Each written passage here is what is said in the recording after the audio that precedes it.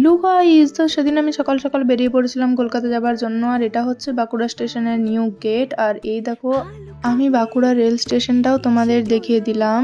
আর রাস্তায় দেখি রাধাচূড়া আর কৃষ্ণচূড়া গাছ দুটো পাশাপাশি, দেখতে বেশ ভালো লাগছিল। তারপর এখানে সানগ্লাস পরে একটু ওয়েট করছিলাম। আর এই ফুলগুলো কিন্তু আমার ভীষণ পছন্দের। তারপর দেখতে দেখতে আমাদের ট্রেনও চলে এলো। আর ট্রেনে উঠেই সকালবেলা খেয়ে নিলাম গরম গরম মাটির ভাঁড়ের চা। তারপর ট্রেনে একটু বসতে না বসতে দেখি হালকা ঝিরঝির করে বৃষ্টিও শুরু হয়েছিল, তো দেখতে বেশ ভালো লাগছিল। তারপর ট্রেনে উঠলো ঘুগনি, আর ঘুগনিটা কিন্তু গরম গরম একদম ধোঁয়া ওঠা, আর খেতেও কিন্তু দারুণ। তারপর আবার কিছুক্ষণ বসার পর খেয়ে নিলাম এই টু ইয়ামটা, যেটা খেতে আমার খুব একটা ভালো লাগেনি।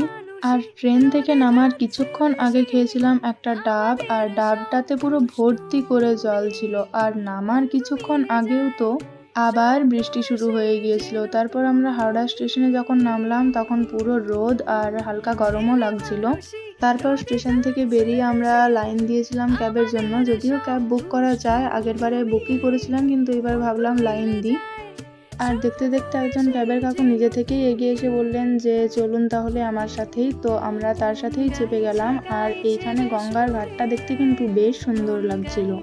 তারপর রাস্তাতে আবার আইটিসি রয়্যাল বেঙ্গল দেখতে দেখতে আমরা রুমে পৌঁছে যাই। আর আমরা যে রুমটাতে ছিলাম সেই রুমের সামনেই যে বারান্দা মতো জায়গাটা ছিল, সেটার জানলা থেকে দেখা যাচ্ছিল এই সুন্দর পার্কটা। এটা তোমাদের আগের বারই দেখাবো ভেবেছিলাম, কিন্তু ভুলে গিয়েছিলাম। এইবারও গিয়ে আমরা সোনার বাংলা হোটেলেই ছিলাম আর সেম রুমেই ছিলাম। তারপর দুপুরের লাঞ্চে গিয়েছিলাম। এইগুলো সব তো আজ এই পর্যন্তই।